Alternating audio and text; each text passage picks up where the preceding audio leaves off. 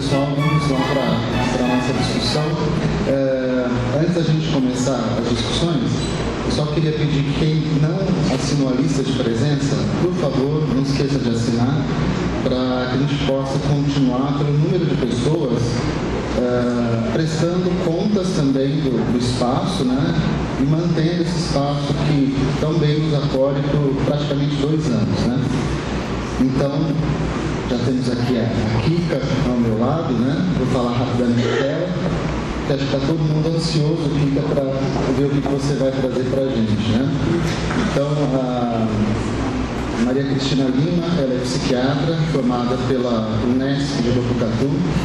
Ela é docente na mesma universidade, trabalhando com os estudantes, os residentes de psiquiatria, né, Kika?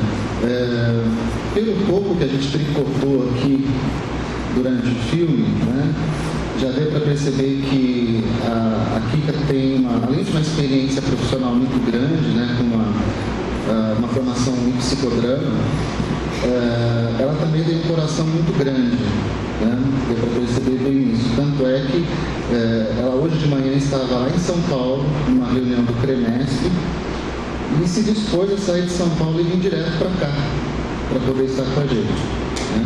Não é qualquer profissional que faz isso, né? Então vamos aproveitar bastante daqui, né? Escutá-la e depois questionar o que vocês quiserem, acharem relevante da fala dela, tá? Então fique à vontade, não tenha pressa nem tempo, o pessoal é todo seu.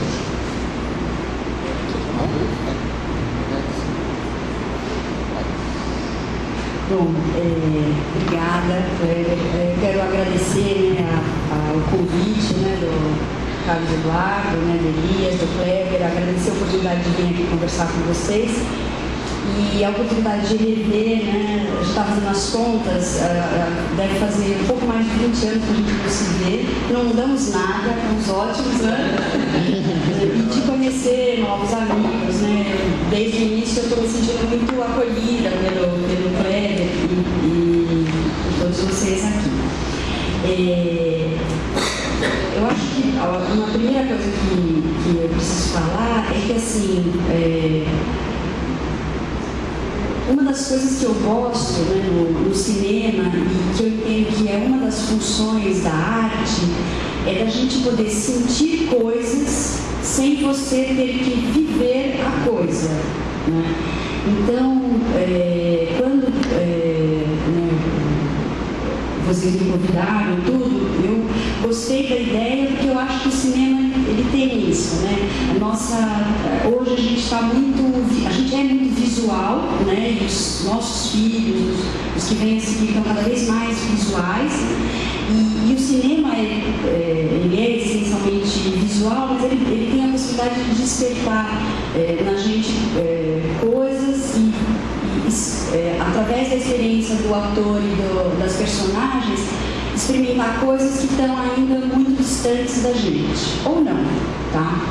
Alguém aqui tem menos de 20 anos? 20 anos de idade? Menos de 30? Quem tem menos de 30? Então, quer dizer, não vou perguntar as outras idades. Obrigado. Então, assim, quer dizer, vou partir do pressuposto que as pessoas que estão com menos de 30 têm um distanciamento dessa situação, né, que os idosos estão vivendo maior, né, do que os que têm mais de 30, né, mas o cinema permite isso, a arte permite isso, né, a música, o teatro, enfim, elas dão essa possibilidade. E eu acredito que quando a gente experimenta uma coisa emocionalmente, aquilo tem um outro tipo de registro. Então, na hora que me convidaram, eu falei, eu vou porque eu acho que vai ser uma coisa legal, acho que a gente vai curtir.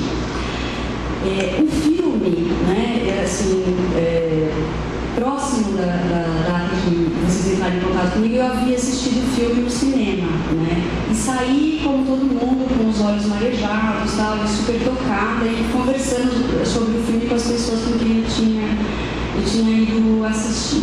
Então, esse filme, ele tem... A escolha dele é pela emoção que ele desperta na gente e pelas inúmeras possibilidades conseguiria pensar, né?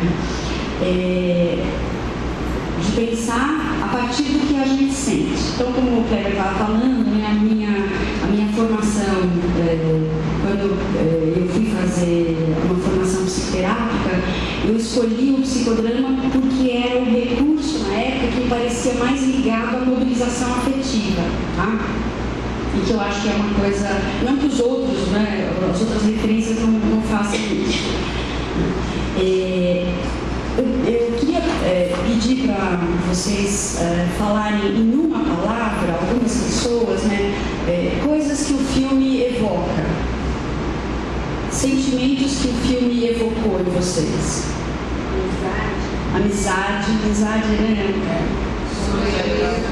Companheirismo, solidariedade, surpresa, gratidão.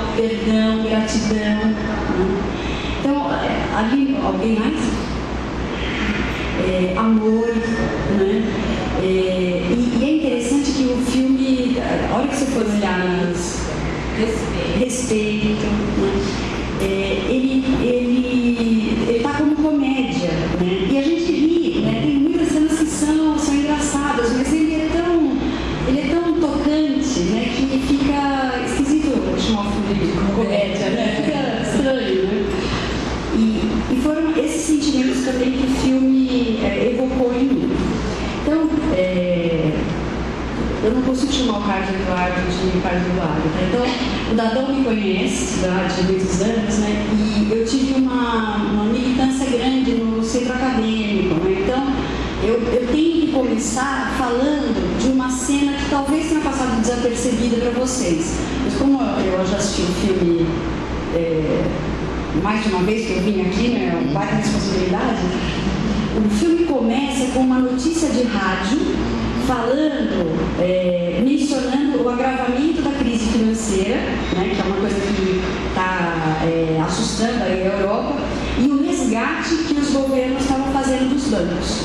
Tá? Então, eles começam colocando esse contexto econômico, esse contexto político. Quer dizer assim, o que é que a gente vai fazer, a sociedade vai fazer com os velhos, os idosos. Tá?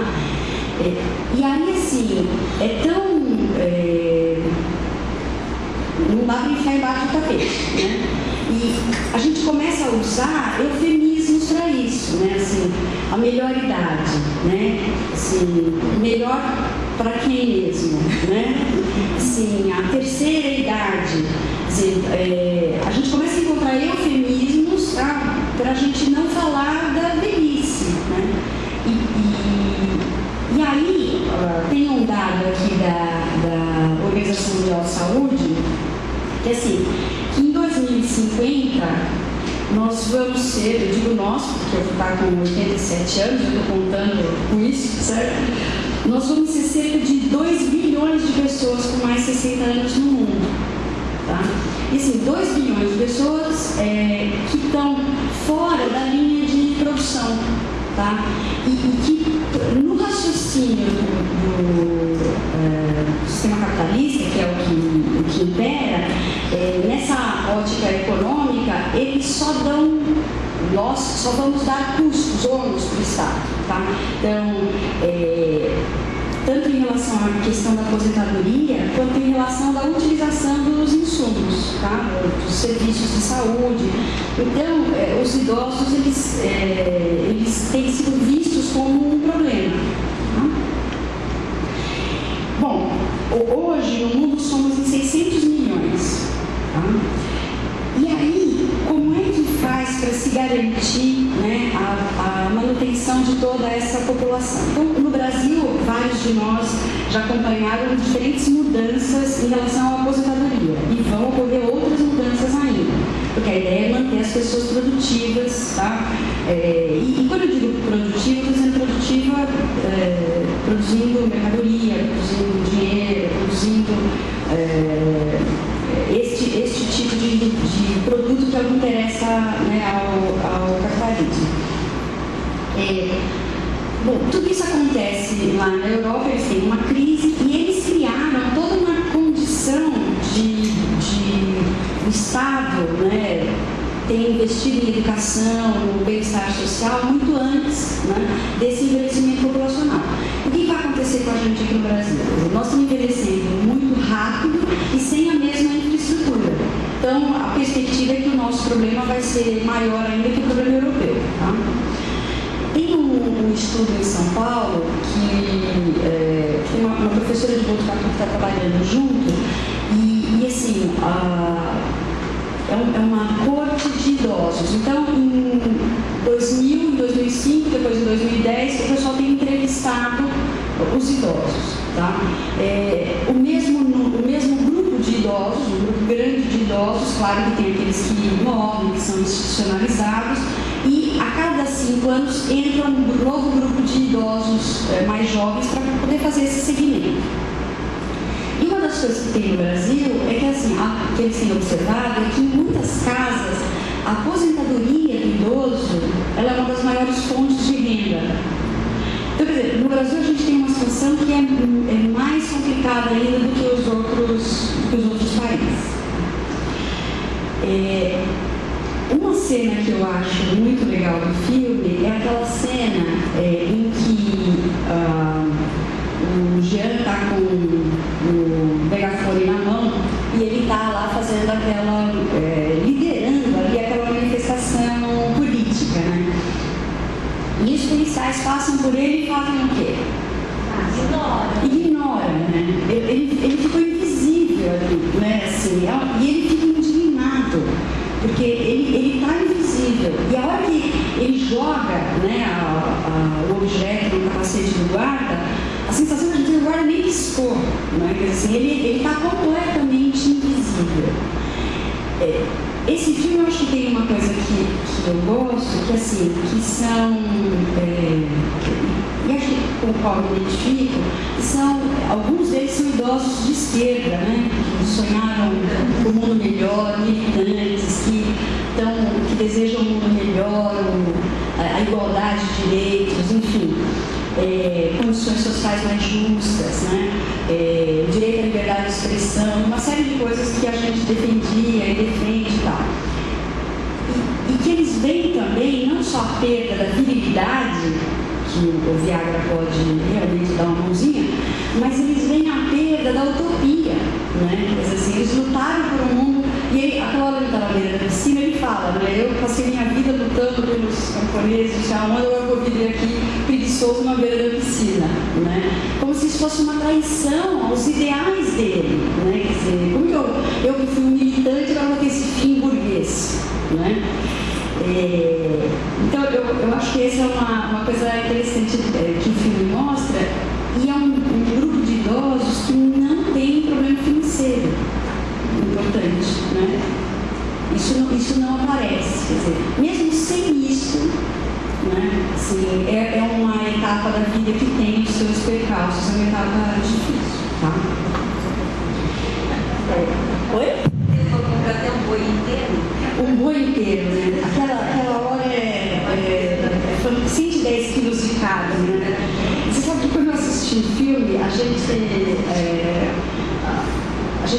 que aprendeu com a mãe da gente que você não desperdiça comida, quando eu assisti o filme a primeira vez, eu fiquei esperando ver o que ia acontecer com a carne, né? Eles vão dar esses 110 quilos de carne. Mas, enfim. Naquela hora, ele é tratado como invisível e é engraçado que ele é tratado como se fosse café com leite, né? Parece criança, né? E a gente, na hora que estava cortando ali, a gente viu que, assim, que tem vários momentos do filme que os idosos agem, eles fazem como se fosse criança, né? Que é a hora que eles vão buscar o cachorro, né? Assim, é uma cara de criança marota que está aprontando, né? A hora que eles vão buscar o cachorro, a hora que ela joga água no filho, né? Daquele outro idoso, assim, são horas assim que eles têm a leveza de, sabe, dane-se, né? Eu tenho vontade de jogar água em você, tô com raiva de você e vou jogar água em você, e é isso que ela faz, né? Como a gente dizia, né? Como uma criança que foi, de alguma maneira, né? Ficou insatisfeita com uma coisa e aí ela dá uma embirrada, tá? Isso eu acho que é uma coisa bacana que o filme também, né? Propositalmente, eu estou deixando a questão da morte para o fim, tá? Porque também é um tema mais doloroso.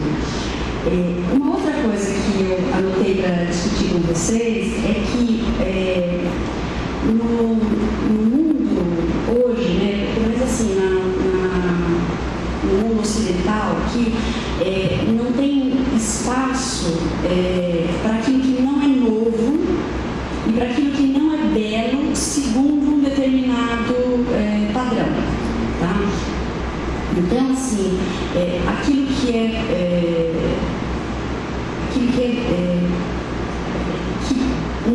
não é novo, não é que é velho, é que não é novo.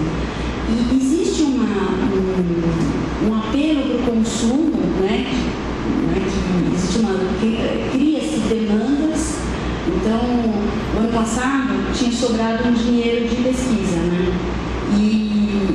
E assim, dinheiro não pode sobrar, dinheiro de pesquisa que se sobra se devolve. Então, nós ficamos pensando lá no departamento o que a gente ia comprar. Não era uma fortuna, mas dava para comprar um iPad, um computadorzinho pequenininho e tal. E aí nós começamos a pensar, o que nós vamos comprar com esse dinheiro? Tá? As pessoas estão envolvidas na pesquisa. E assim, a gente comprou um iPad. Tá? Chega a hora que a gente parou para pensar, um computador pequenininho, ele seria muito mais útil. A nossa primeira pensada no tal do iPad, né, para o grupo, tinha a ver com a questão da pressão do consumo. O iPad é muito mais bacana, né? Se tirar da bolsa, no meio do congresso, passar o dedinho aqui e ali, do que se tirar um netbook pequenininho, mas que por outro lado a gente tem alguns pacotes estatísticos que a gente precisava desse trem pequenininho, tá? Então, no mundo contemporâneo, onde a gente está vivendo hoje, não tem espaço para aquilo que não é novo.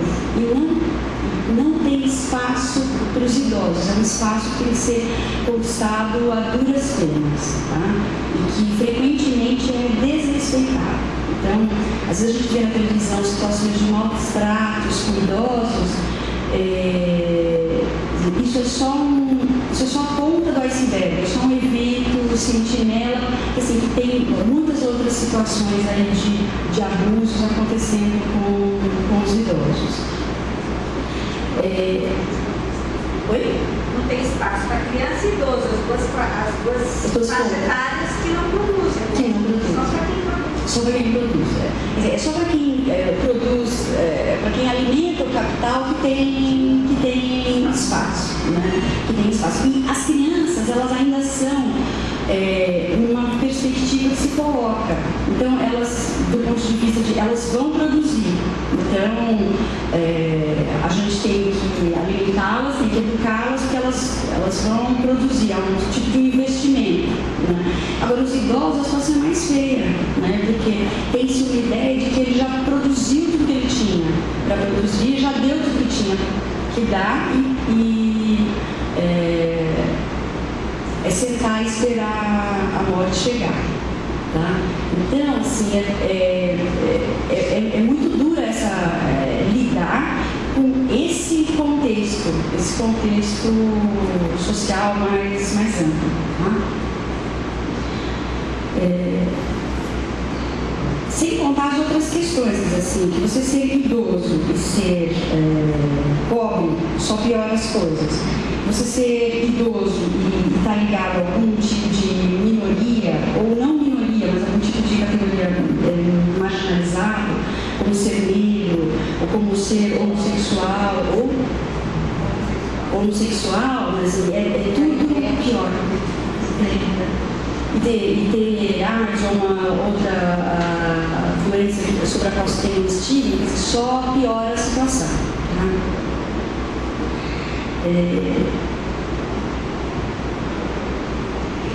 Uma coisa que é difícil, né, para os idosos é acompanhar a velocidade de algumas coisas. Então, eu estava contando aqui para o Kleber, né, que eu acho que o filme me tocou, né, também, porque assim, moravam comigo 3 idosas, né? A minha avó, que faleceu em fevereiro do ano passado, ela tinha 100 anos, a minha mãe, que tem 78, e minha 4, né? E até pouco tempo atrás com os meus 2 adolescentes, agora um já saiu de casa. Então, era uma situação interessante de vê-los interagindo, porque a interação era difícil. Então, no que o meu menino falava assim, mãe, você viu aquele stand-up no Facebook que eu compartilhei com você? Quer dizer, na hora do almoço, isso era absolutamente grego para ela. Tá? Então, é uma outra realidade a qual ela não consegue acompanhar. Tá? Então, isso é difícil. Tá? É difícil. E eu acho que eu tenho a sorte de ter uma mãe, que apesar de ter 78 anos, ela é muito sacudida, ela tem ziriguidum, como diz minha irmã. Então, assim, ela conseguiu aprender o controle remoto da Sky, ela consegue tirar dinheiro do banco sozinha, ela anda e se mantém, tenta se manter muito ativa, mas mesmo assim é muito difícil acompanhar. Tá? Então, em algumas conversas, você precisa de quase uma tradução simultânea para ela poder acompanhar. E essa é a situação em diversas outras casas. Tá? Muito bem. O filme traz uma coisa também em relação ao sexo, né? Que assim, tem uma hora que a Jane Fonda fala, né? Não somos anjos, né? Então, assim, eu não sei como é para vocês, mas assim, as cenas de sexo são cenas muito bonitas no filme, né? E a gente não está acostumado a ver os velhos, né, os idosos, numa situação sexual. Né? Em Botucatu, né, tem um centro-dia, que é um lugar onde chama Aconchego, que é um lugar onde os idosos vão passar uma tarde e tem curso para cuidadores de idosos, que frequentemente são outros idosos, menos idosos, que cuidam, né? E esse centro-dia, ele vive com um subsídio da prefeitura, com subsídio de uma festa de vinhos e queijos que acontece em setembro e ajuda de uma série de pessoas e instituições. E eles fazem um calendário anual, tá? Então teve um primeiro calendário que era idosos em situação de trabalho. Eles fotografam pessoas com mais de 65 anos lá da cidade que trabalham. E teve um ano que era lindo o calendário, né? Eram idosos, eram casais de idosos, tá? Em situações assim, não tinha nenhum núcleo, né? Era uma situação de carinho, era uma situação de beijo. E tinha uma senhora que ela estava com metade das costas de fora na foto. E ela foi tão criticada pelas amigas, né? Por mais que a gente dissesse, olha, inveja, Lula, inveja, porque você está lá toda bacana com o seu companheiro e tal, ela ficou deprimida, ela ficou muito envergonhada, tá? Porque as outras senhoras tratavam aquilo como se fosse uma indecência, tá? Então, existe a questão entre os próprios idosos hoje que, infelizmente, boa parte viveram a vida sem poder explorar sua sexualidade, né? E existe um preconceito nosso aqui de chamar o idoso de velho safado, né? Se tiver, enfim, ainda uma vida sexual ativa. Eu estou lendo um livro que chama A Vida Não é Fácil. A vida não é justa, não é fácil também, mas a vida não é justa, tá? E é de uma juíza, agora o nome me escapa, mas ela é uma juíza da vara na família, da infância, e ela conta algumas histórias de divórcios, algumas histórias de briga por paternidade, alguns casos que ela vivenciou. E tem um caso de uma mulher que está pedindo, uma idosa, que está pedindo a separação do marido dela, tá? E aí ela justifica, não, eu quero me separar dele porque eu achei aquele comprimidinho azul dentro da gaveta, que é o comprimido de Viagra, tá? Que, acho que todo mundo sabe, é um remédio para a disfunção erétil, né? E aí ele argumenta com a juíza, mas eu usei com ela, doutora, eu usei com ela, foi com ela que eu usei.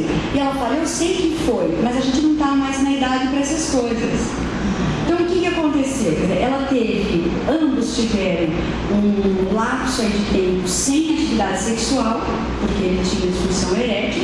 Aí uma pessoa brilhante, né, uma indústria brilhante, inventou a medicação e a vida sexual voltou para ele, mas para ela, que não tinha sido boa e que aquilo era, que a vida agora acabou, volta, tá?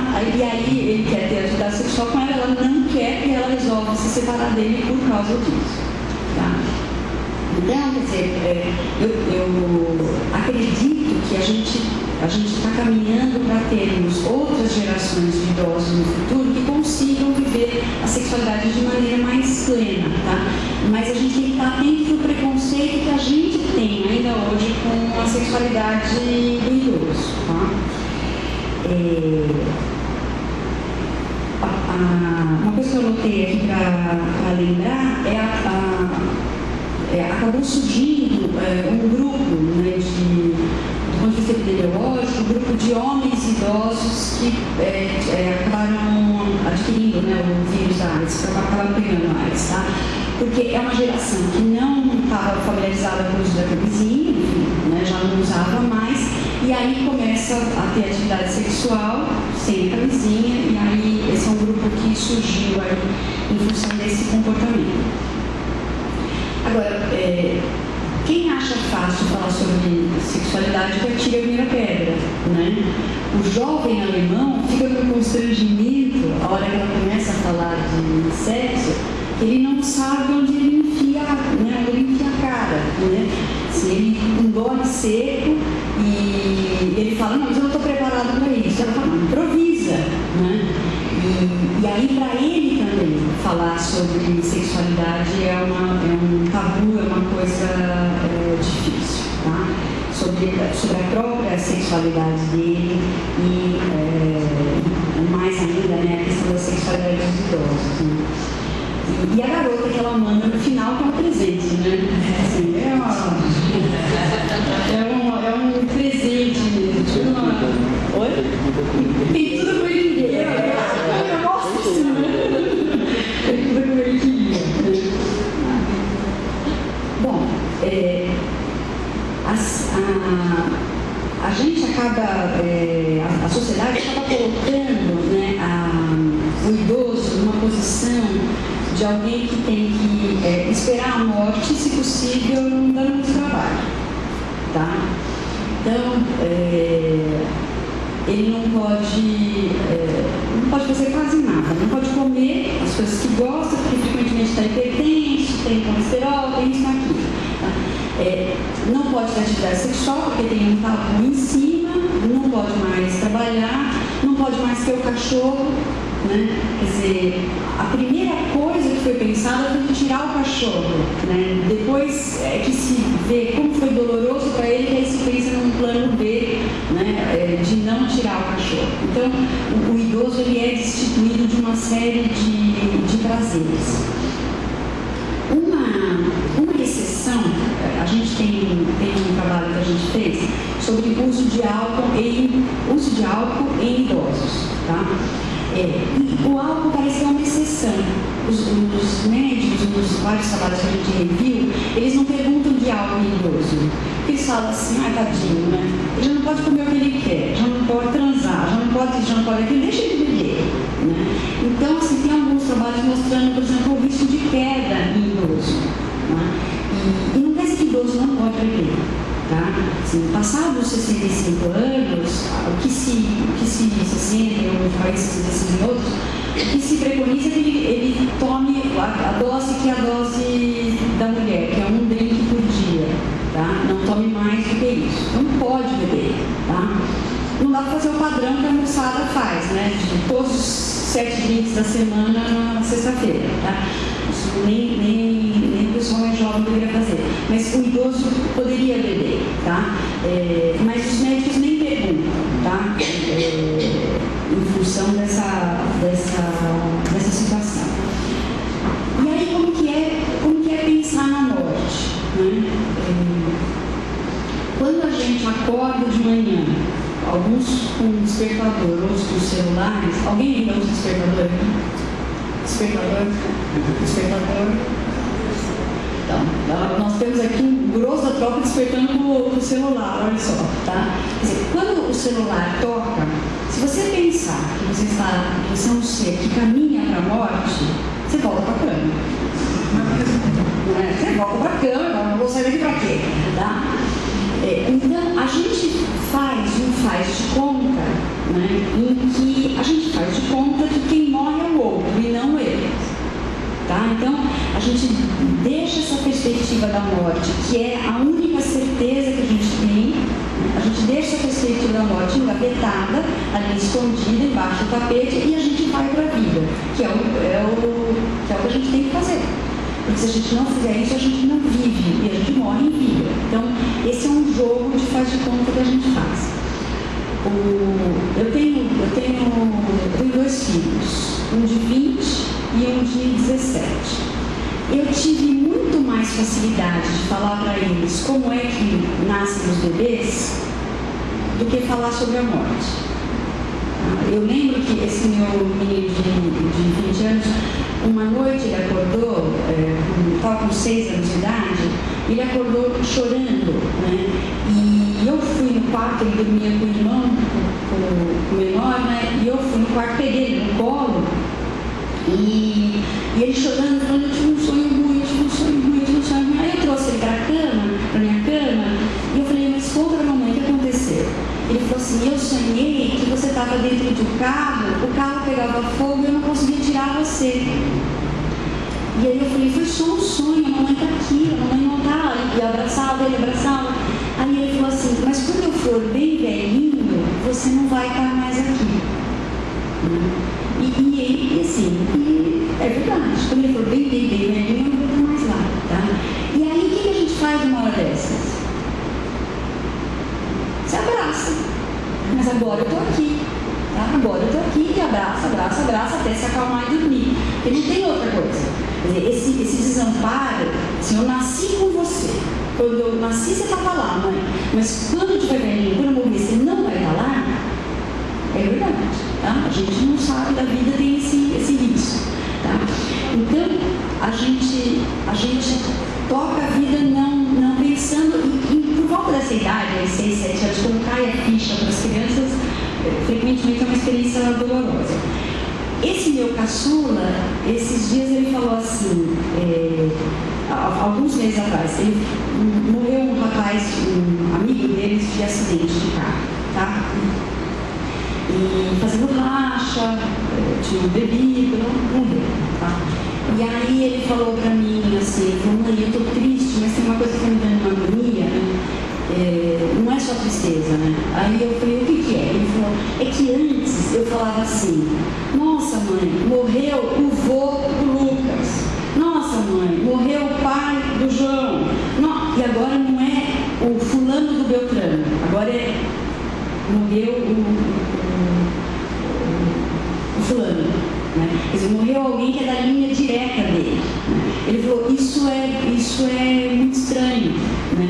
E eu fico pensando na Bisa, que é a minha avó, ele já tinha falecido, na Bisa, que quando ela estava bem velhinha, todo mundo que era da idade dela, todo mundo que era amigo dela já tinha morrido, tá?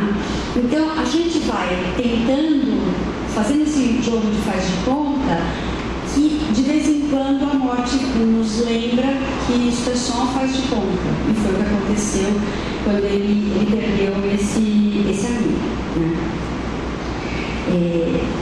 Tem uma linha de psiquiatria evolutiva que trabalha com a ideia assim, de que, por exemplo, nós somos descendentes dos ansiosos, né? Quer dizer, os homens lá das cavernas que iam checar o bebê, se o bebê estava bem, estava deitadinho e tal, passaram o DNA para frente. Os tranquilos, que o bebê chorava e o choro do bebê chocava, né? A gente faz alguma coisa para parar. Mas aqueles hominídeos lá que achavam aquilo melódico, tá? Nem tinham o choro do bebê, o bebê morreu e o DNA não foi para frente. Então nós somos descendentes nós descendemos, né, dos ansiosos, tá? Dos ansiosos, dos que não gostavam de sujeira, dos obsessivos das cavernas, tá? E provavelmente a gente também descende daqueles que tinham uma aversão ao cheiro do cadáver putrefato. Porque como é que enterravam, como é que queimavam, antes de ter a noção de que essa é uma medida de higiene, tá? Então, tem um momento em que os homens eles dão fim aos corpos das pessoas que morriam sem ter muita noção do que acontecia. Da observação, eles viam que se ficava lá, tinha alguma coisa errada com o que acontecia, e eles começam a dar um fim. Entre esses homens das cavernas, eu cheguei a ver, acompanhar velório em casa, na casa da pessoa. Quem aqui já acompanhou velório em casa? Até que é bastante gente, mas tem uma moçada aí que só deve ter visto velório em velório municipal, né? Porque tem essa coisa de esconder, né? A morte, ela não é mais na casa, né? Ela é num lugar ascético e num lugar onde ela pode ser isolada, tá? Eu estava falando aqui para o Kleber, né, que eu li a dissertação dele de mestrado, tá? Eu recomendo que vocês leiam, porque é um primor. E se eu tivesse sabido, eu não tinha escolhido um filme que falava sobre a morte, porque o trabalho dele está super completo, muito denso sobre essa questão da morte, tá? Então eu falei que eu queria a ajuda dele aqui para discutir essa questão, né?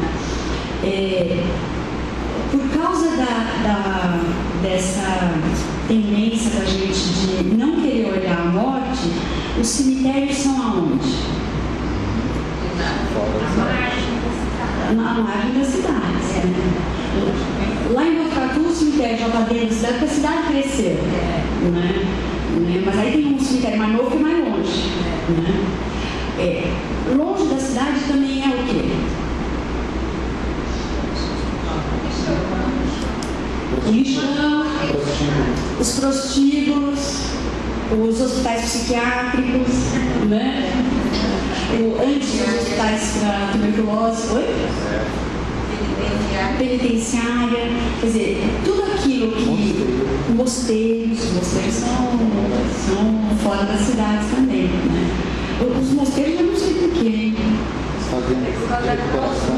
Do afastamento mesmo, né? A visão religiosa que tinha que se afastar do mundo das coisas mundanas para se concentrar em Deus. Tá. Então esse é o distanciamento.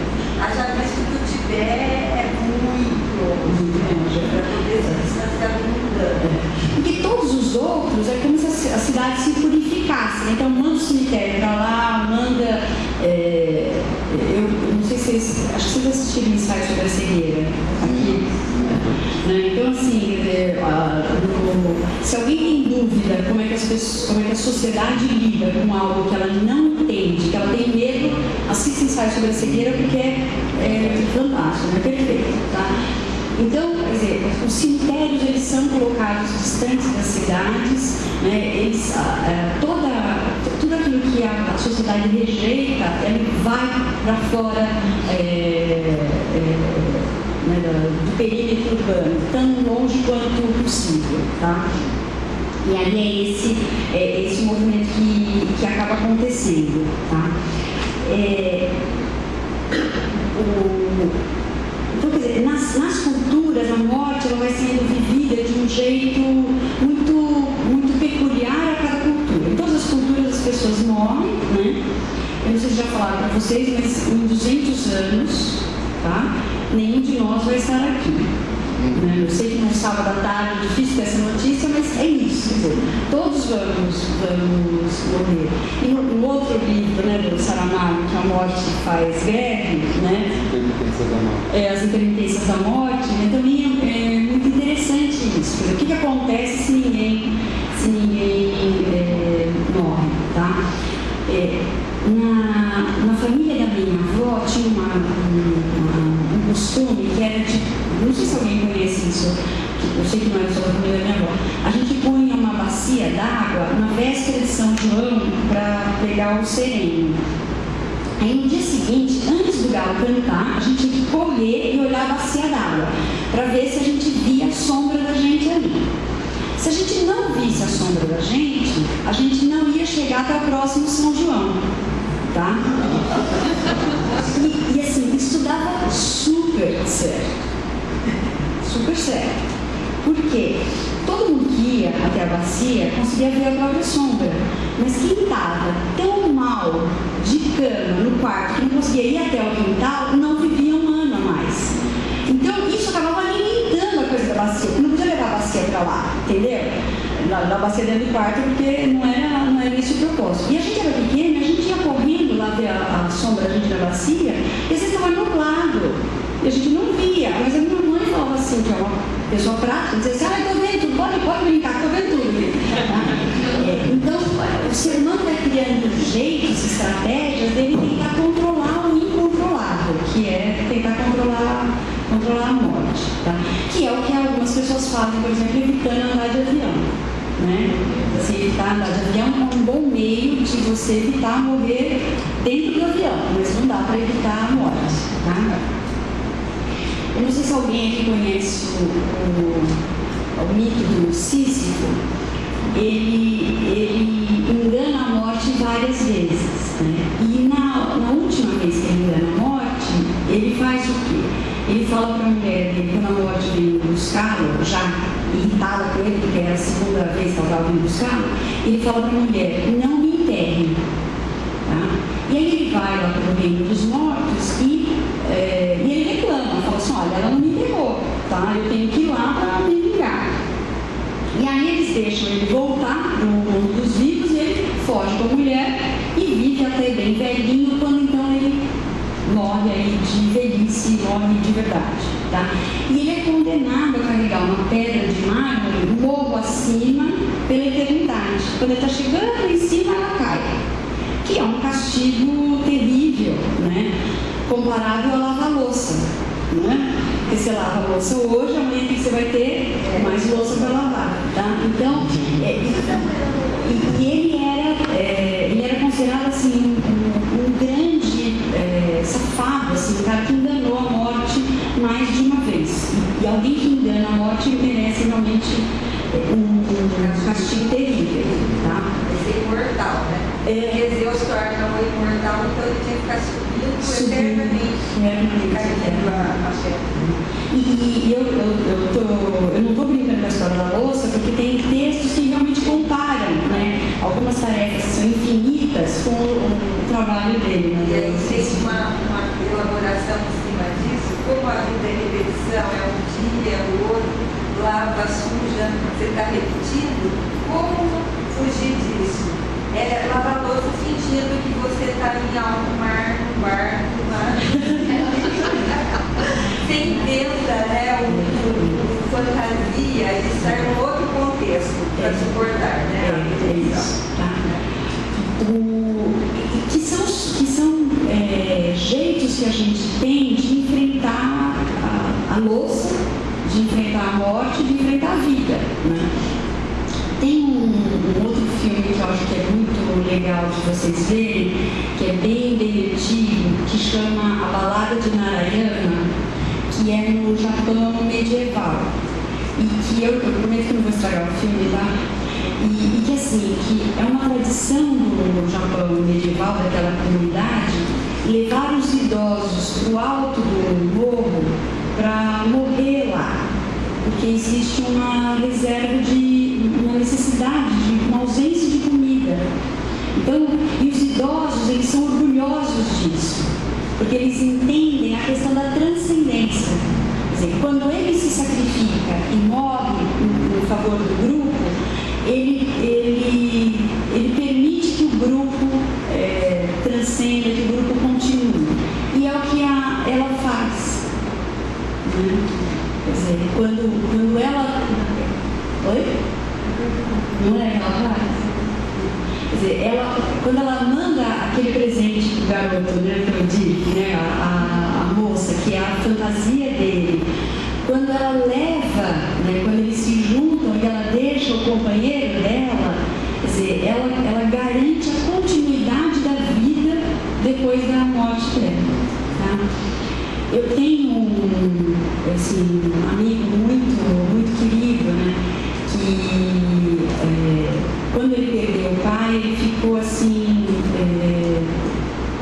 ele perdeu o chão, tá? Quando o pai dele morreu, ele perdeu o chão. E esse meu amigo, ele é médico, e ele acabou cuidando um pouco do pai. Então é a pior coisa, porque aí ele se sentia, inclusive, responsável, né? Foi um crime que fizeram com ele, tá? De deixá-lo ali próximo e cuidando do pai. Mas, enfim, as pessoas também erraram, né? Querendo acertar, mas erraram. E ele dizia assim, que a única coisa que o consolava, tá, e que fazia com que ele parasse de chorar, é que ele pensava assim: ainda bem que não foram meus filhos, tá? Porque o meu pai é triste, mas essa é a sequência natural da vida, tá? E essa questão da transcendência, né, ela é o que ela faz para poder lidar, né, com a própria finitude, tá? Mas ela prepara algo para continuar, né? Eu acho que é alguém que tem uma resiliência, né, uma capacidade de lidar com as coisas, a personagem da Jane Fonda, fantástica, né, assim, rara, né. Eu acho que o filme não mostra os momentos de desespero que certamente essa mulher deve ter tido, tá? Mas essa transcendência aí é o que dá algum alívio para a gente nessa questão da finitude. Quando eu vi esse filme, eu lembrei também de um amigo que perdeu a filha adulta, a única filha adulta, já num acidente de carro. E ele falou para mim assim: olha, eu chego em casa e eu fico pensando assim, bom, os imóveis que eu tenho eu posso deixar para os meus sobrinhos, tal, porque eles são do coração. Mas e as fotos? Vou deixar as fotos para quem? Né? Então, assim, quer dizer, assim, felizes daqueles que conseguem transcender, ou na questão dos filhos, ou na questão dos projetos pessoais, né? Quer dizer, eu não tenho filhos, mas eu construí algo que eu sei que permanece depois da minha partida, né? Eu tenho os filhos, e aí eu vejo a vida continuando através dos filhos, através dos netos, através dos sobrinhos, através da arte, através de alguma coisa que é o que pode dar esperança para a gente, né? Quem aqui é profissional da área da saúde? Então, nós, os profissionais da área da saúde, a gente sofre de uma coisa a mais, né? Que é de acompanhar muito de perto na rotina da gente a morte do outro. Ou a morte do outro em vida, por exemplo, o Alzheimer, né, do Albert, que é doloroso, né, não é mais aquele sujeito que era antes, ou a morte concreta. Né? E eu não sei se vocês sabem de um outro mito grego que eu deixei separado aqui para a gente ver, que é o seguinte: o Esculápio é o deus da medicina, né? E ele era filho de Apolo e de uma mortal. E os deuses gregos, eles eram muito ciumentos, arrogantes, né? E Apolo descobre que ela o estava traindo, e Apolo resolve pôr fogo nela, numa das versões, né? Resolve pôr fogo nela grávida, tá?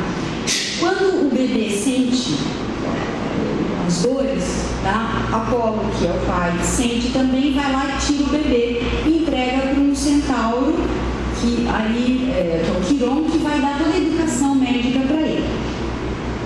E esse Esculápio, ele foi, assim, ele se destacou entre todos os discípulos do centauro, e a hipótese, né, que se faz é que ele era o melhor cuidador, tá? Ele é o deus da medicina, mas acho que isso vale para todas as profissões da saúde.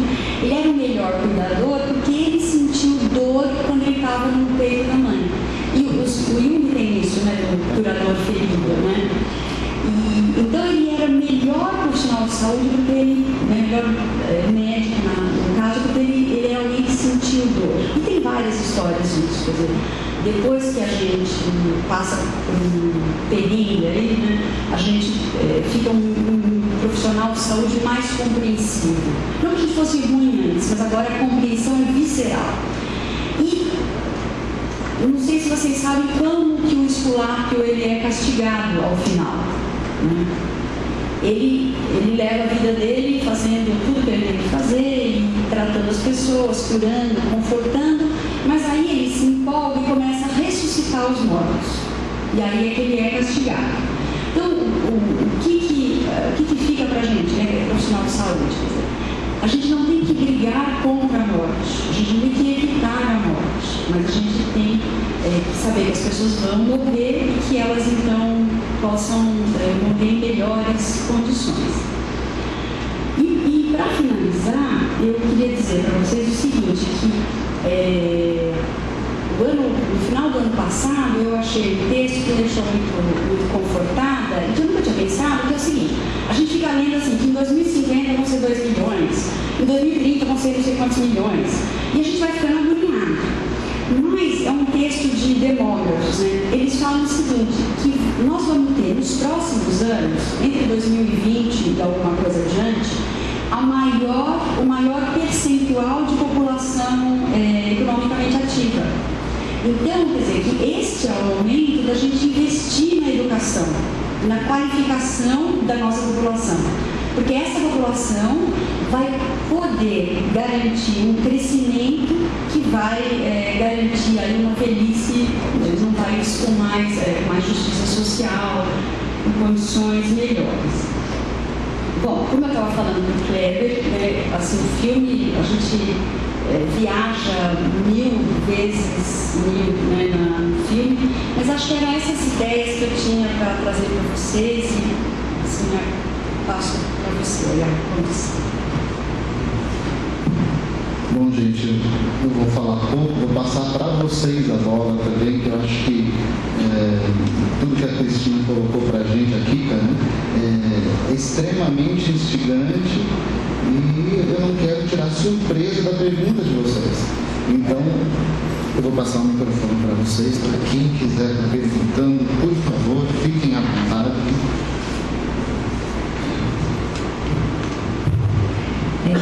Uma coisa que me chamou a atenção e gostaria que você abordasse um pouco é assim, essa questão, o filme abordou a hora que o piloto vai para o retiro, né? Aí a hora que está entrando tem um idoso numa cadeira de roda com um balão de laças, né?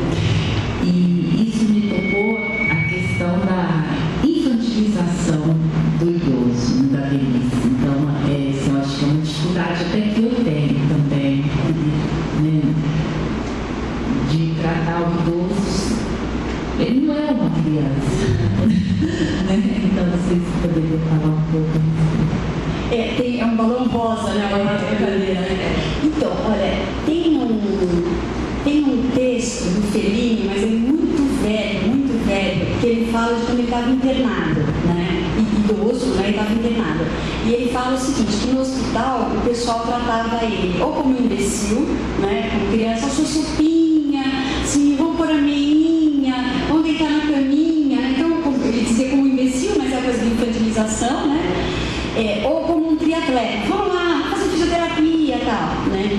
E eu acho que é difícil mesmo, né, ver, né, quer dizer, tratar o idoso, porque não é uma criança, né, ele é um adulto na sua dignidade, né, que tem dificuldades, né, e eu acho que é tão difícil quanto é difícil às vezes para a gente tratar o adolescente, né, porque esse sujeito está numa fase de transição que não é a sua, né, no caso do adolescente já foi, né, a gente já tem a experiência da gente como adolescente, mas no caso do idoso a gente ainda não tem a experiência vivencial e é difícil, né.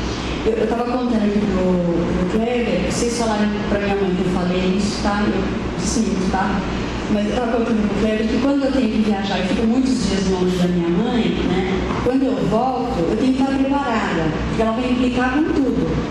e assim, parecido com uma criança que quando fica longe de você e você chega, não quer te abraçar, te esnoba, né? Tá com raiva de você que você ficou longe, né? Então quando eu chego de viagem, eu fiquei alguns dias fora, claro, ela tem toda a infraestrutura, mas não tenho eu sentada com ela na sala vendo a novela, entendeu? Eu não tô lá, tá? Ou então perguntando para ela, e aí mãe, o Tony Ramos voltou para a novela? Que às vezes eu não tenho tempo de assistir a novela, mas eu vou lá e pergunto para ela, né? Ah, ele apareceu, mas agora ele tirou o bigode, agora ele é em português e tal. É o jeito dela lidar, e ela vai implicar comigo, tá? Então ela vai implicar do jeito que vocês imaginarem. Se eu estou comendo muito, é por isso que eu estou gorda. Se eu estou comendo pouco, é por isso que eu estou magra. Não importa que a balança esteja a mesma, nada tem acontecido, né? Por conta disso, mas é difícil você lidar, né? É difícil, mas eu acho que a gente, se a gente consegue manter o diálogo e tentar fazer uma sintonia com ele, é mais fácil. Mas a gente erra, né? A gente erra, vai fazer bobagem. Tem algumas recomendações que o pessoal que trabalha com idoso dá pra gente, né? Então, por exemplo, que é parecido com criança, que é não começar uma frase com a palavra não, porque eles só registram não, né? Filha, você vai jantar em casa hoje? Falar olhando para ela, porque a dificuldade auditiva é importante, no caso dela começa a ser importante, no caso da minha mãe, e falar sim, ou falar não sei, aí pedir para levar bronca, né? Não sabe, né? Janta daqui a pouco, não sabe, né? Porque se você começa a frase com não, ele fica preso no não, mas não é tarefa fácil, mas é muito bem observado o valorzinho.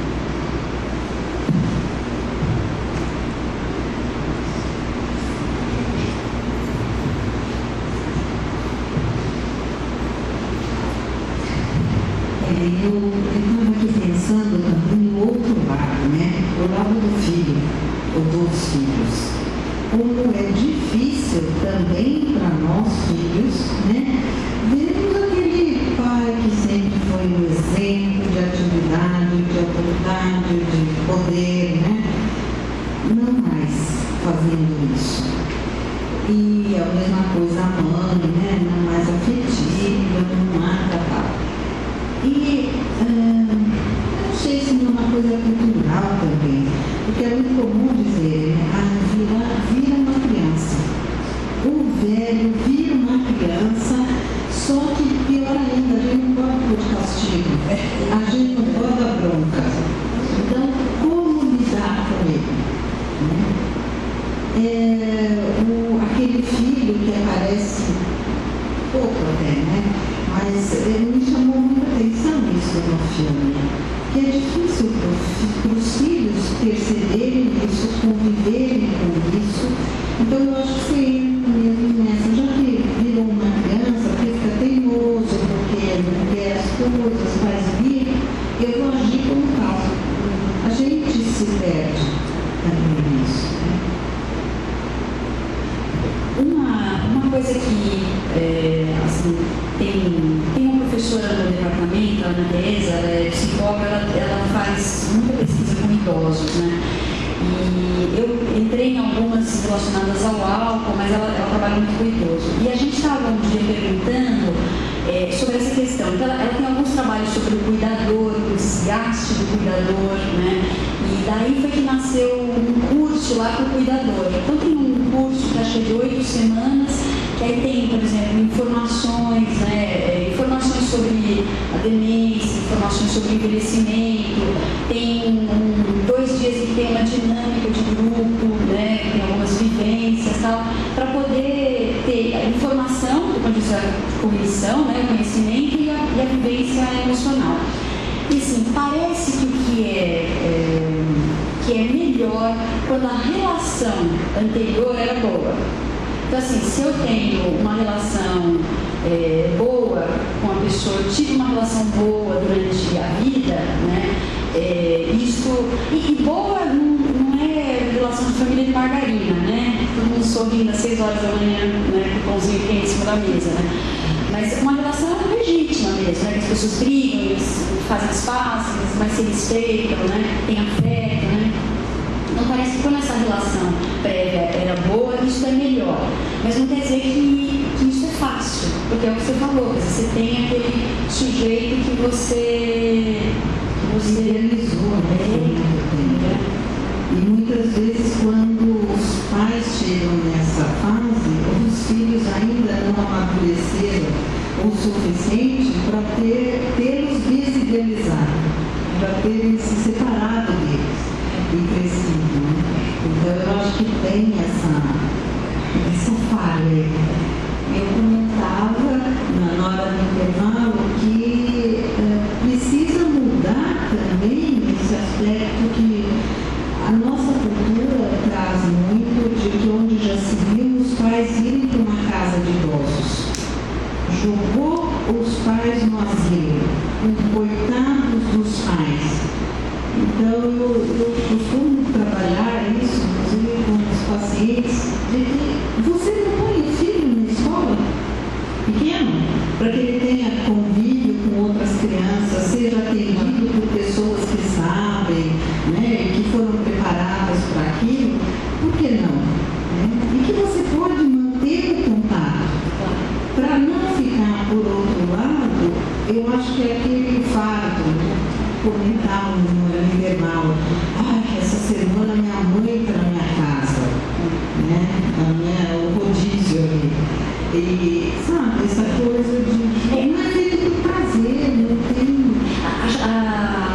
Isso é característica da cultura judaico-cristã, né? Quer dizer, pela culpa, né? Esses dias, olha, semana retrasada, eu comentava com uma amiga no banheiro da universidade. É um bom lugar para a gente fazer comentários filosóficos, né? Então, eu comentava com ela o seguinte, né? Que, por exemplo, a amamentação. Amamentar é um ato de amor. Se você não consegue amamentar seu filho, e assim, 100% das mães nos primeiros 15 dias não conseguem, que o peito racha, que o bebê dorme mais, dorme menos, porque o peito incha, o leite é fraco, assim, ela fica super culpada. E aí nós duas começamos a falar que a propaganda deveria assim, que amamentar é um grande barato, que perdão a expressão, é foda nos primeiros 15 dias, mas depois é um grande barato, você não precisa levantar para esquentar uma madeira, tá ali pronto. E assim, às vezes emagrece. Quer dizer, aparece na televisão falando isso, que emagrece, você não precisa ir até a cozinha de madrugada. E assim, eu fico com culpa, mas a nossa sociedade trabalha com a coisa da culpa, né? Assim, eu consegui aumentar os meus filhos até os 8 meses, mas os primeiros 15 dias eu só chorava pela casa, porque o peito rachado, dor, o moleque não amamentava, um puta moleque grande, e me sentindo culpada, né? Então, assim, a gente tem realmente essa questão da culpabilização. E, às vezes, a melhor opção para o idoso pode ser uma casa de repouso, sim, né? Às vezes, a melhor opção pode ser essa, né? E é uma decisão que tem que ser tomada sem culpa, porque você é um adulto que tem suas limitações, que tem suas dificuldades. Quando a minha avó era viva, eu cheguei a ver uma casa de repouso com a minha mãe, né?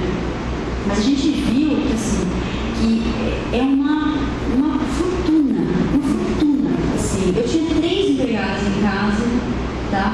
No total, né? E ainda saía mais em conta do que uma casa razoável lá em Botucatu. E um dia minha mãe falou assim, nossa, e se você não tivesse estudado? Né? Assim, se você não tivesse a profissão, você não conseguisse. Eu falei, olha, mãe, essa é a situação de um monte de gente no país, né? Olha como é triste. Mas você tem toda a razão, isso mesmo.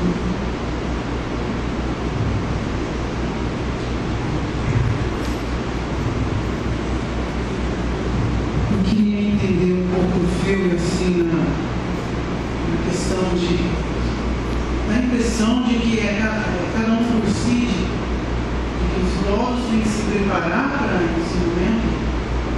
No caso do filme, foram eles que colaram aquilo. Sociedade hoje, quem é que vai preparar para os idosos? Porque eu não me sinto preparado. Vou te contar uma experiência. Eu estava passeando no centro com um sobrinho meu, pequenininho. Aí ele viu um senhorzinho lá, um vozinho, e falou, nossa, tinha um vozinho para São Paulo. perdão na expressão, né? Ele falou. E eu falei para ele, mas o meu pai, o seu avô, vai ficar assim também um dia. E ao mesmo tempo que eu falava para ele, eu falava para mim, será que eu estou preparado para encarar o meu pai velho, né? Uma outra experiência que eu tive foi o meu pai, quando o meu avô faleceu, estávamos eu e meu pai no hospital.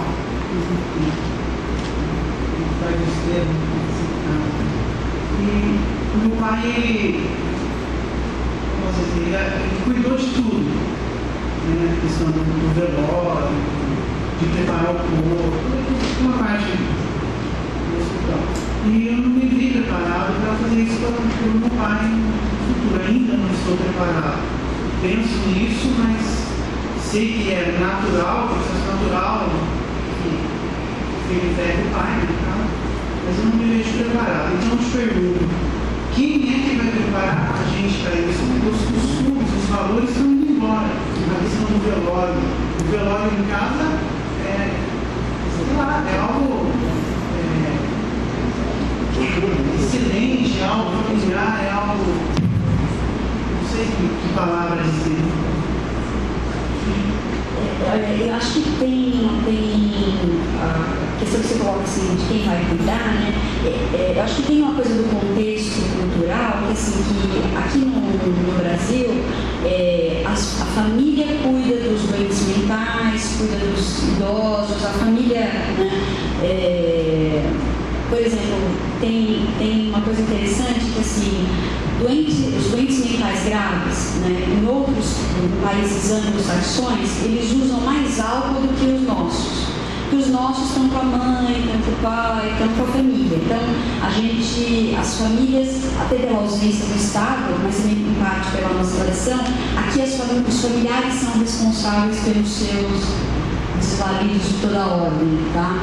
Então, no filme, eles acabam se organizando, apesar de terem filhos, né? Ele tem o Claude, tem o filho, e o Albert tem a filha, mas porque isso é uma característica, né? E em algum momento a personagem da Jane Fonda fala, né? O orientador do Dirk fala que as comunidades estão ficando comuns na Europa, porque as pessoas se unem, né? E quando você me fala assim, quem vai cuidar, eu tenho a impressão que aqui no nosso país a cultura da família que é responsável, tem que organizar o cuidado, seja ele próprio ou seja ele por outra pessoa, essa cultura não vai mudar para a nossa época, ainda tem aí bem algumas décadas que isso ainda vai predominar. Agora, quando você fala assim de não estar preparado, assim, em toda situação eu falo para as pessoas assim, não fique sozinho, né? Não fique sozinho. Quando a minha avó faleceu, eu estava no hospital. E aí a senhora que trabalha em casa me ligou e falou chorando, olha, a avó não responde, tá? E eu tinha muito medo, né? Eu sou médica, eu podia fazer atestado de obra, mas eu tinha muito medo, eu não queria fazer atestado de obra da minha avó. E eu tinha muito medo de fazer atestado de óbito da minha avó e minha avó está morta. Ou de eu ficar depois com dúvida patológica, obsessivamente, ai meu Deus, está sendo minha avó morta. E eu não tive dúvida, eu liguei para o meu ex-marido que é médico e pedi para ele ir em casa fazer atestado de óbito. E ele foi prontamente. E a hora que eu cheguei, porque eu só tinha visto outras pessoas mortas, assim, que não eram minha avó, né? A hora que eu cheguei, falei, nossa, assim, como eu fui boba, porque era tão evidente que não era mais ela, que ela tinha morrido, né? Era tão nítido que, apesar dela estar na mesma posiçãozinha que ela dormia, que ela estava sem vida, era tão evidente que eu me senti meio boba, mas fui muito grata a ele por ter ido lá, né? E por ter me ajudado e tal. Então, eu acho que em tudo na vida você deve imaginar o que é a gente pedir um favor para ex-marido. Não é uma coisa muito simples, né? Não é fácil. Tem que passar por cima de orgulho, não é brincadeira. A vida não é fácil. Eu falei, a vida não é fácil. Mas a gente tem que pedir, sabe? A gente tem que pedir ajuda. Se eu não tenho condição, sabe? Eu tenho que pedir ajuda em tudo na vida, né? E aí você falou da questão dos costumes, né? A gente está num tempo de muito isolamento, né? E aí, assim, quer dizer, uma atividade pessoas para pensar sobre a vida, sobre a morte. Né? Sabe, eu falei essa questão de não estar preparado em relação assim, tipo, meu pai enterrou meu avô, preparou meu avô. Mas hoje é mais fácil, mais cômodo para a gente. Você chama uma funerária, paga, mas não pode levar embora aquele processo assim, familiar, aquela questão da história familiar. E acaba sendo a mesma questão assim de as pessoas estão ganhando a partir dos nossos erros, né? A gente está quantas funerárias, né? Não se dá bem porque a gente está perdendo esse costume de cuidar. Mas você sabe que assim, eu acho que o Dadão lembra da Jenny, né? Ela é uma colega nossa de turma que perdeu a filhinha por 6 meses. E ela pediu para a funerária para ela vestir a nenê. E ela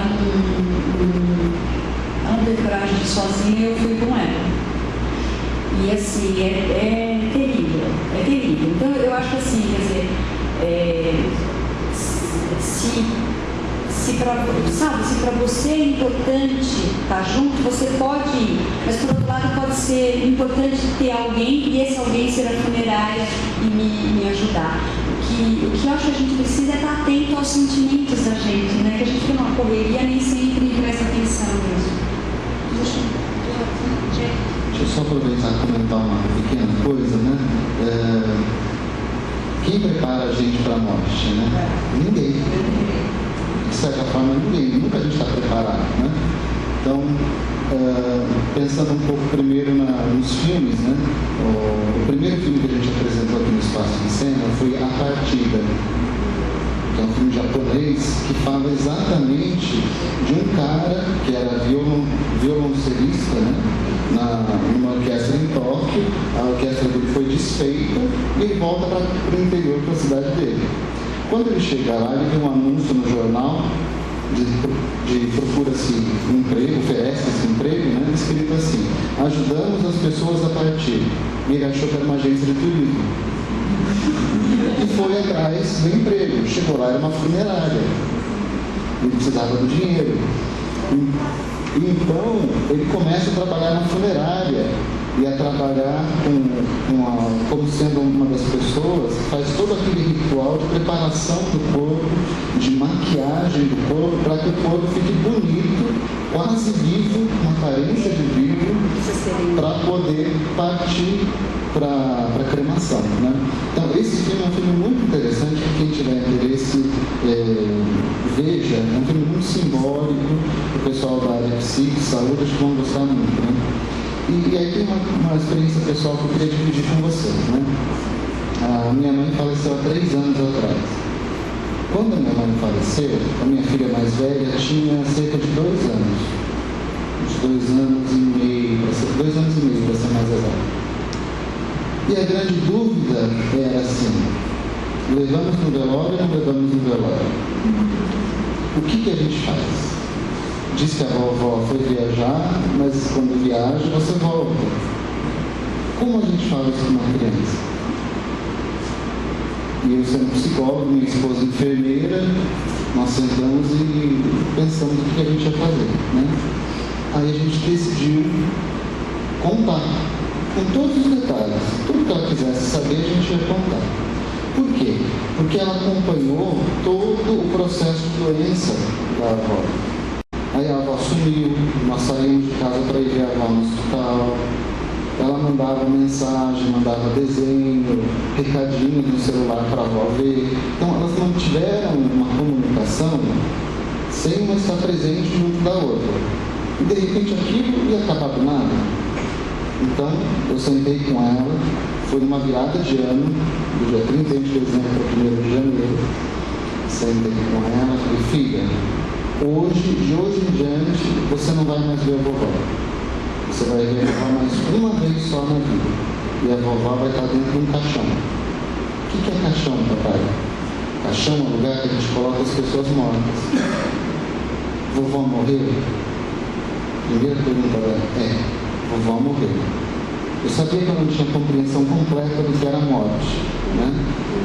Mas a maneira que naquele momento a gente encontrou para ela entender era dizer assim: a vovó virou uma estrelinha e foi morar no céu. E toda vez que você olhar para o céu e ver a estrela mais brilhante, é a vovó que está olhando para você. E foi muito interessante que ela começou a fazer isso. Então ela pôde ter uma experiência de preparação para a morte. Eu não sei se isso é preparação, mas eu acho que foi muito mais uma vivência que nós pudemos deixá-la sentir e que fez com que hoje, com 6 anos praticamente, ela possa lembrar da avó com alegria. Eu acho que isso é preparação para a morte, porque eu estou se notando enquanto você ia dizendo, né, Cris? Eu acho que o tabu maior nosso hoje não é a sexualidade. A gente fala demais de sexo agora. A gente fala pouco de vínculo e fala pouco de morte. Eu acho que esses dois são os tabus maiores nossos. E uma coisa está ligada com a outra. Que quando você sente a morte de alguém, você perde o vínculo. Mas o que fica na transcendência, como você disse, é a capacidade de a gente recuperar aquela pessoa que a gente perdeu com esperança. Senão a gente se torna melancólico, a vida fica cinza, né? Agora, quando aquela pessoa que partiu começa a fazer parte da nossa riqueza interna, ela deixa de ser cinza, ela se torna esperançosa. E eu acho que isso é preparar para a morte. Isso não adianta. São os vínculos que a gente tem com pais, com professores, com colegas, com amigos, que isso pode ser aprendido. E não é uma apreensão cognitiva. Você não aprende como 1 mais 1 é igual a 2. Você aprende vivendo junto. É o único jeito de aprender a lidar com a morte, é vivendo a morte.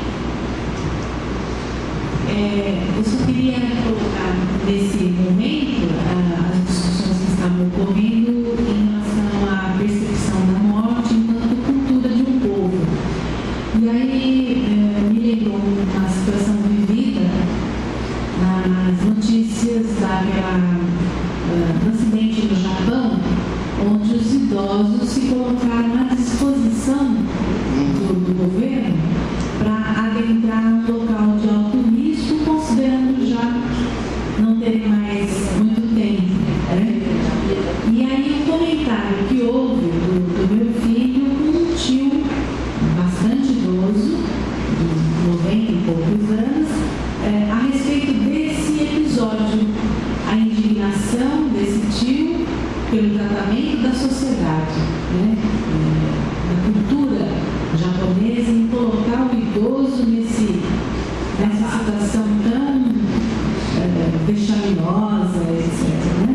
E a naturalidade do meu menino em dizer, olha, montar uma solução adequada, plausível, dentro daquilo que eles imaginam o bom para a sociedade deles. Então, é só para ilustrar essa questão da cultura e do quanto que esse aprendizado, né, que a gente vai ter que ter, é muito dos afetos mesmo que a gente foi acumulando ao longo da vida e de como cada família consegue lidar com essa situação. É isso. Bem legal. Deixa eu só dar uma dica, hein? Você falou vivencial da morte, né? Vou dar uma dica que não é vivencial. Há 2 anos atrás eu estava convencido, na minha ignorância e na minha impotência, que minha mãe ia morrer. Estava lá com a doença crônica dela gravada e tal. E eu fui me preparar para isso. Né? Correndo, o que eu faço agora para isso? Além de fazer uma festa de Natal com toda a família, papapá, eu encontrei um livro muito interessante de ler, que eu recomendar. Eu recomendei para o Cleves uma vez, chama O Livro Tibetano do Viver e do Morrer, de Sogyal Rinpoche. É da cultura budista, que lida muito melhor com a morte do que a nossa cultura judaico-cristã. Né? Ele coloca assim: quando você tem que estar preparado para a morte? Hoje. O avião que você vai pegar caiu, você morreu. O carro que está dirigindo trombou, você morreu. É hoje que tem que estar preparado. Não é para deixar para depois, não é porque você é jovem ou velho. Então vale a pena ler, é uma preparação para a sua morte, tá? E também para quem cuida de quem vai morrer. É muito interessante, recomendo.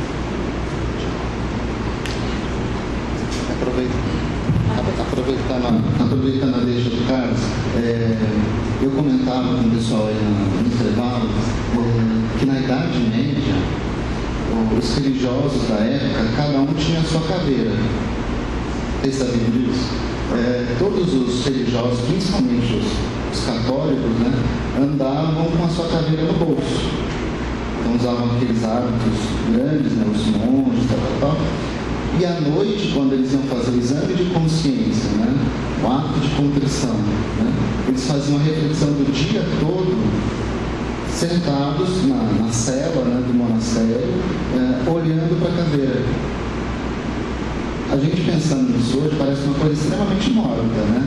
Nossa, o cara está lá, né, olhando para uma caveira, mas a ideia era de ele pensar toda noite que no dia seguinte ele poderia não estar vivo. Que ele estava encarando a morte o tempo todo, né? Hoje, para a gente, na nossa cultura ocidental, pensar na morte o tempo todo é ficar paralisado. É difícil para a gente, o nosso sistema de pensamento, conseguir elaborar isso. Mas a gente tem que estar pensando, na minha concepção, que a morte vai chegar para a gente não sabe quando. Como dizia o Rubem Alves, né? Se a gente não encara a morte como uma amiga que entra pela porta da frente, ela vai entrar pela porta dos fundos e vai fazer o maior estrago na nossa vida. Então é melhor acolhê-la como uma amiga, uma mestra, uma sábia que entra pela porta da frente, que ela não vai falar da própria morte, ela vai falar da vida, ela vai mostrar para a gente como a gente pode viver melhor a própria vida, sem pensar nessa antítese, né? Vida de um lado, morte do outro, né? Sendo coisas completamente contrárias, mas talvez tentando integrar um pouco mais, né, esses dois aspectos que estão dentro de nós o tempo todo, né? Boa tarde a todos. Eu queria saber, por exemplo, voltando à questão da sexualidade do idoso, lembrando aquele comercial da Havaianas que teve da senhorinha falando para a mais jovem que casar que nada, que tem que aproveitar a vida e fazer sexo mesmo. Quando eu vi esse comercial, eu achei revoltante, assim, sentimentalmente, tem um sentimento de revolta em mim, mas parando para analisar, não tem nada a ver. Não tem nada a ver, ela é um ser humano, ela faz também essas coisas. Eu queria saber a origem desse sentimento. Quando um idoso fala, a gente vê dois idosos pegando, é um sentimento que vem na gente assim, parece que meio que asco, meio que. Não sei, é verdade. Mas a gente para analisar racionalmente, não tem nada a ver, mas é um sentimento que surge. E eu queria saber a origem desse sentimento, se é só meu ou idiosincrático para cada um, eu não sei. Se, por exemplo, assim, da onde que vem, se é patológico ou se é cultural? Essa é a minha dúvida. Então, eu estou aqui pensando que a gente até podia fazer um levantamento, né? Quem sente numa escala de 0 a 10,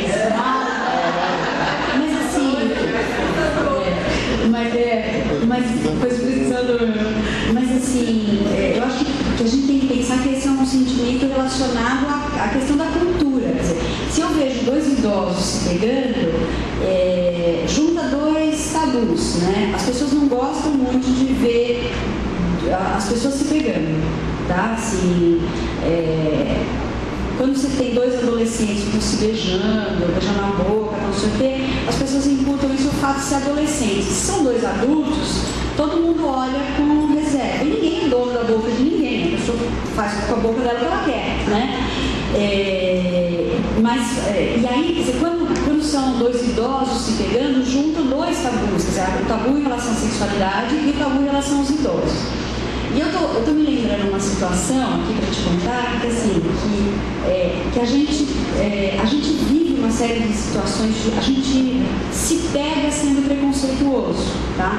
Então, a gente estava num café da tarde em casa E a minha mãe falava assim, é uma senhora de 78 anos, né? Tem que entender as limitações, as dificuldades.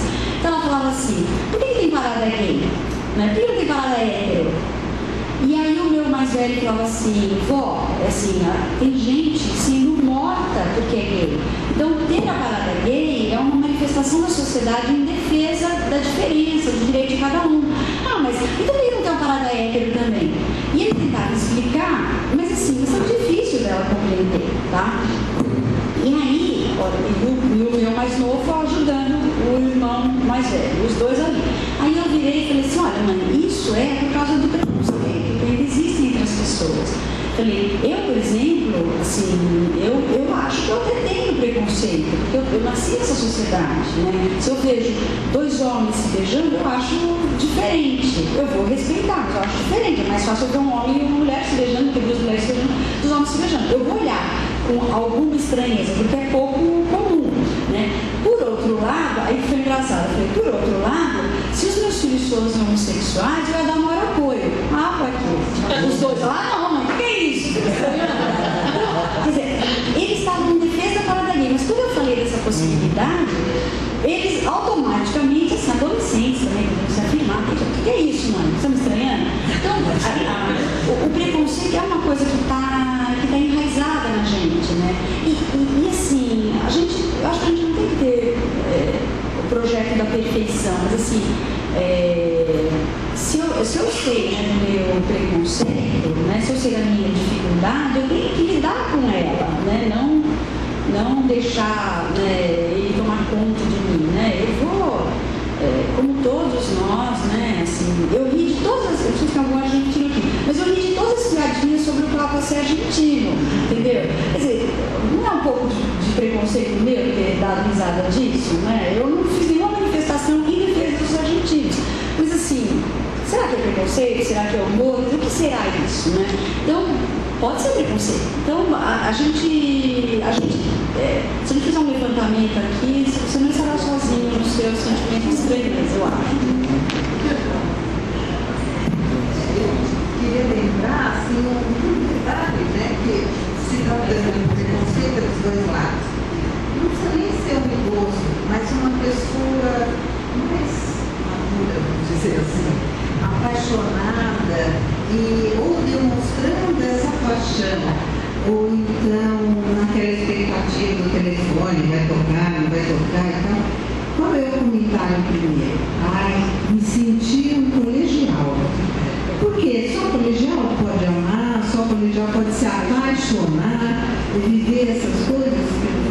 É algo que foi aprendido que é assim, né? Então os velhinhos podem sim, viu?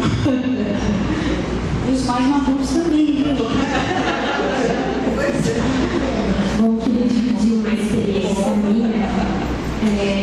Eu me formei em psicologia e eu tive a oportunidade de fazer o TCC, né? O famoso TCC. E eu tenho uma simpatia com esse tema de velhice, né? E eu escolhi esse tema. E por ordem da vida, né? Meu avô ficou doente, então ele teve um câncer. E aí eu virei e falei, agora eu vou parar um TCC, não vou escrever sobre isso, porque antes eu não me sentia preparada para falar. Aí vem, né, a situação da família, né, eu nunca tinha perdido uma pessoa tão perto, né, eu sabia que a probabilidade era muito pequena, né, dele ficar bem.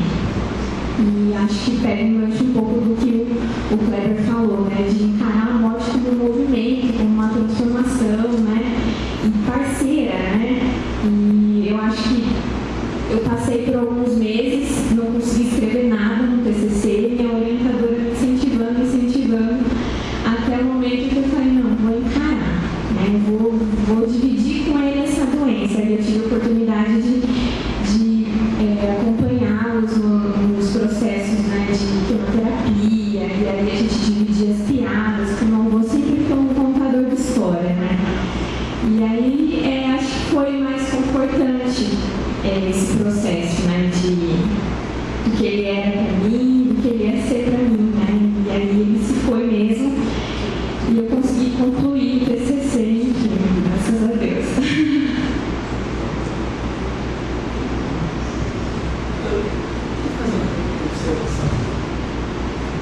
queria fazer uma observação. Aqui em Mogi nós vamos ter uma experiência interessante. No bairro aqui em frente está sendo construída uma unidade que chama-se Vila Dignidade. Vai ser um centro de moradia para idosos. Eu tenho acompanhado desde o início da construção com curiosidade, né? Como é que vai ser aquilo? Como é que vai funcionar? Qual vai ser a estrutura? É muito bacana. Não é um asilo convencional, não é uma casa de repouso, feito no Estado, né?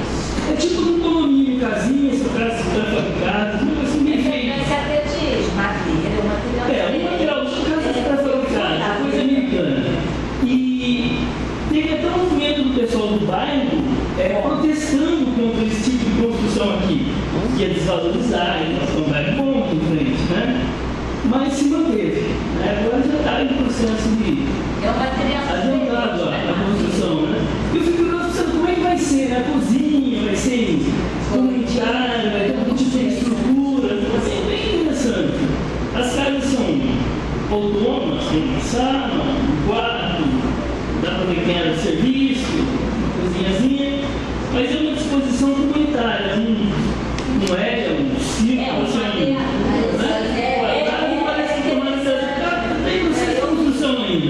mas quem se interessar é bem aqui em frente.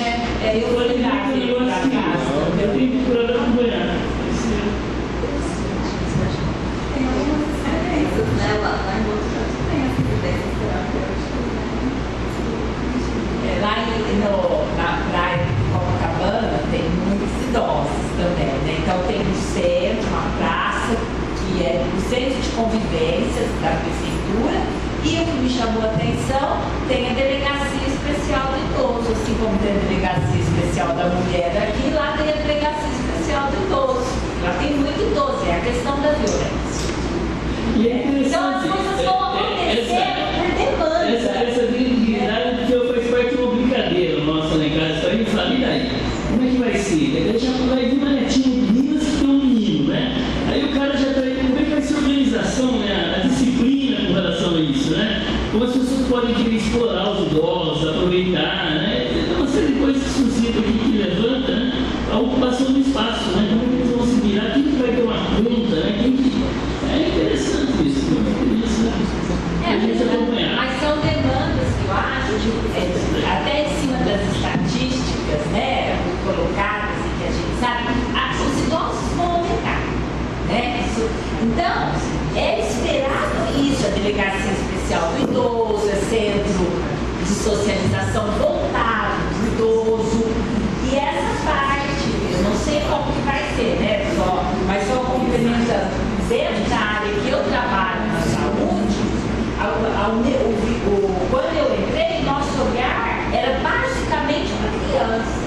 Hoje a gente já olha muito.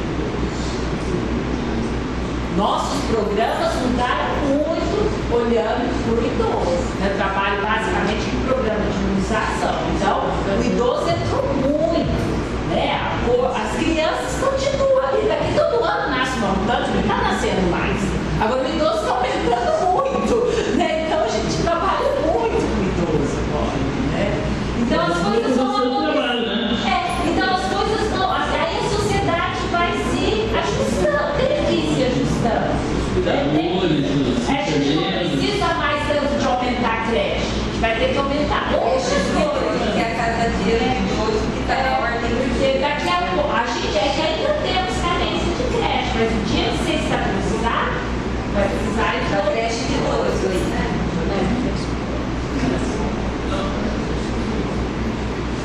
Que a gente tenha informática para idoso, personal training para idoso. Sim, cada um com as suas necessidades, lógico. Respeitando as demandas de interesses. Eu não sei qual é o modelo, mas o que está se pensando, e até eu já vi com os meus amigos, que é da gente ter o mesmo terreno, cada um sua casinha, e ter um atendimento coletivo. Aí você pode ter fisioterapeuta que vai visitar, você vai ter ali atividade física, né? É uma forma de auto-atendimento ali, local atender às necessidades. né? Se a gente tenha que ficar se deslocando e tudo mais. E o custo diminui na medida que se soma, né? Os recursos praticamente. É algo para reflexão. Acho que em termos de sociedade a gente não pode se eximir disso, né? Principalmente quem trabalha com políticas públicas. Né? Plataformas de não governo. Tem como você estar se eximindo disso, né? Daqui a pouco a gente vai ter, já que está tendo tanta ultra especialização nos idosos, né? A gente vai ter curso de pompoarismo para as idosas, também coisas assim básicas, né? Que pompoarismo 1, pompoarismo 2, avançado. Pompoarismo. É uma técnica erótica para mulheres, né? Lá em Botucatu tem uma fisioterapeuta que trabalha não é exatamente com pompoarismo, mas é com o mesmo equipamento para fortalecimento da musculatura vaginal, com peso, essas bolinhas, né? E a mulher tem fila, viu, gente? Fila para consulta. Então fica aí uma dica, né? Tem que pesquisar. É uma área de especialização que vai dar muito dinheiro daqui a uns anos, né? Sexo tanto. Ótimo. Raça yoga. Então, pessoal, acho que eu queria agradecer a vocês por terem vindo. Acho que nossa, a conversa nossa foi hiper rica, foi muito boa, né? E já deixar vocês convidados para o próximo Espaço em Cena. A divulgação está lá no Facebook. Se não me falha a memória, precisamos falar sobre Kevin, no próximo filme. Tá? Também vai ser bem interessante, venham participar, vai ter uma discussão bem interessante sobre a adolescência, sobre a questão de como as mães e os pais educam os filhos, vai dar um tema muito legal. Tá? Então, agradecendo a vocês, muito obrigado por terem vindo.